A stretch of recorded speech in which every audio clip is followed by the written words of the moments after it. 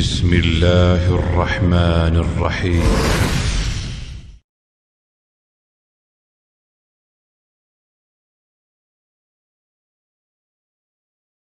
الحمد لله رب العالمين والصلاة والسلام على أشرف الأنبياء والمرسلين وعلى آله وصحبه ومن تبعهم بإحسان إلى يوم الدين أما بعد.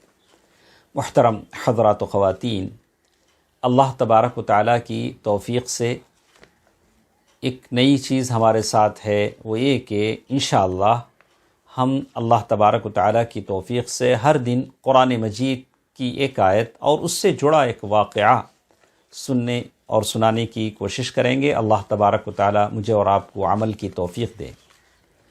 اللہ تبارک و تعالیٰ کا یہ فرمان، قرآن مجید کی یہ آیت جب نازل ہوئی جس میں اللہ تبارک و تعالیٰ نے ارشاد فرمایا، سورۃ الانعام آیت نمبر 82، جس میں اللہ تبارک و تعالیٰ نے کہا، اعوذ باللہ من الشیطان الرجیم، بسم اللہ الرحمن الرحیم، الذین آمنوا ولم يلبسوا ایمانهم بظلم اولئک لهم الامن وهم مہتدون۔ جو لوگ ایمان رکھتے ہیں اور اپنے ایمان کو شرک کے ساتھ ملاتے نہیں، مخلوط نہیں کرتے، ایسے ہی لوگوں کے لیے امن ہے اور راہ راست پر چل رہے ہیں۔ یہ آیت جب نازل ہوئی، اور شرک کا لفظ تو ہم نے ترجمے میں بیان کیا، لیکن جب یہ آیت نازل ہوئی تو صحابہ کرام بہت غمگین ہو گئے، اس لیے کہ صحابہ کرام قرآن مجید کی ساری آیتوں پر، یعنی ہر لفظ پر غور و فکر کرتے تھے۔ وہ ایک دوسرے سے کہنے لگے، وَأَيُّنَا لَا يَظْلِمْ نَفْسَهُ، ارے ہم میں سے کون ہے جو اپنے نفس پر ظالم نہیں ہے؟ ہم تو سب ظلم کرتے ہیں، کیا ہمارے لیے امن نہیں ہے؟ کیا ہم راہ راست پر نہیں ہیں؟ کیا ہم کامل ایمان والے نہیں ہیں؟ صحابہ کرام کی گفتگو آپس میں تھی، اور چھوٹی موٹی خطائیں بھی ظلم ہیں۔ تو اللہ کے نبی صلی اللہ علیہ وسلم نے جب صحابہ کرام کے اس رنج و فکر کو دیکھا کہ وہ سوچ رہے ہیں کہ شاید وہ مہتدین میں سے نہیں ہیں، تو اللہ کے نبی صلی اللہ علیہ وسلم نے، جیسے عبداللہ بن مسعود رضی اللہ تعالی عنہ کی روایت ہے، اللہ کے نبی صلی اللہ علیہ وسلم نے فرمایا کہ بات ویسے نہیں ہے جیسے تم گمان کرتے ہو، جیسے تم سمجھتے ہو۔ کیا تم سورہ لقمان کی آیت نہیں پڑھتے؟ تو اللہ تعالیٰ نے سورۃ لقمان آیت نمبر 13 میں ایک بات کہا اللہ تبارک و تعالیٰ نے، وَإِذْ قَالَ لُقْمَانُ لِابْنِهِ وَهُوَ يَعِظُهُ يَا بُنَيَّ لَا تُشْرِكْ بِاللَّهِ إِنَّ الشِّرْكَ لَظُلْمٌ عَظِيمٌ۔ اور جب کہ لقمان نے نصیحت کرتے ہوئے اپنے لڑکے سے فرمایا، میرے پیارے بچے، اللہ کے ساتھ شریک نہ کرنا، بے شک شرک بڑا بھاری ظلم ہے۔ اللہ کے نبی صلی اللہ علیہ وسلم نے صحابہ کرام کے سامنے وضاحت کی کہ بات ویسے نہیں ہے جیسے تم سمجھتے ہو۔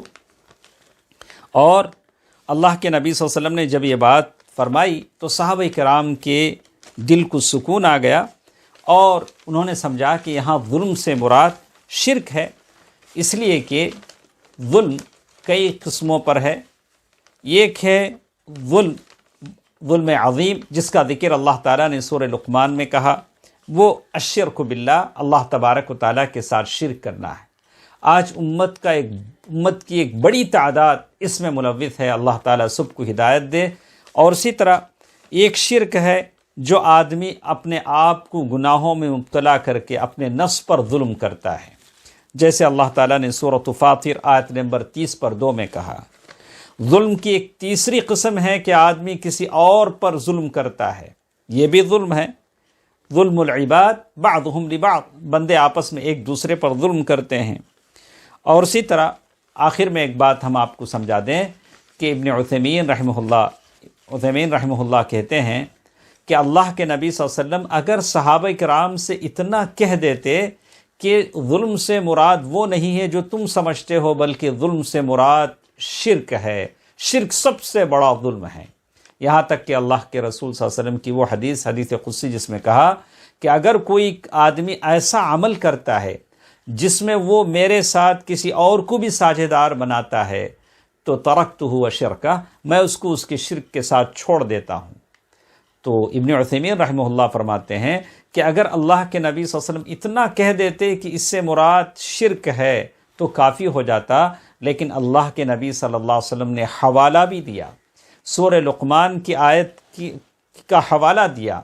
تو شیخ ابن عثیمین رحمہ اللہ فرماتے ہیں تو اس سے بات سمجھ میں آتی ہے کہ آدمی کتنا بڑا کیوں نہ ہو، جیسے ہم علماء کے لیے بہت بڑی مثال ہے کہ ہم حوالہ دیں تاکہ لوگ مطمئن ہو جائیں، ایسے ہم ان لوگوں کی طرح نہ ہو جائیں جو صرف حوالے کے لیے اتنا کہہ دیتے ہیں بزرگوں نے کہا ہے، بزرگوں کی بات ہے، تو ایسی بات نہیں ہے۔ تو یہ قرآن مجید کی آیت تھی، یہ صحابہ کرام کی کیفیت تھی، جو جب قرآن مجید کی آیتوں کو آپ اس کا سبب نزول سمجھیں تو یہ واضح آیتیں آپ کے اور میرے سمجھ میں آتی ہیں، اس پر عمل کرنے کا جذبہ پیدا ہوتا ہے۔ اللہ تبارک و تعالی شرک کی آلائشوں سے مجھے اور آپ کو بچائے رکھے، آمین۔ والسلام علیکم ورحمۃ اللہ وبرکاتہ۔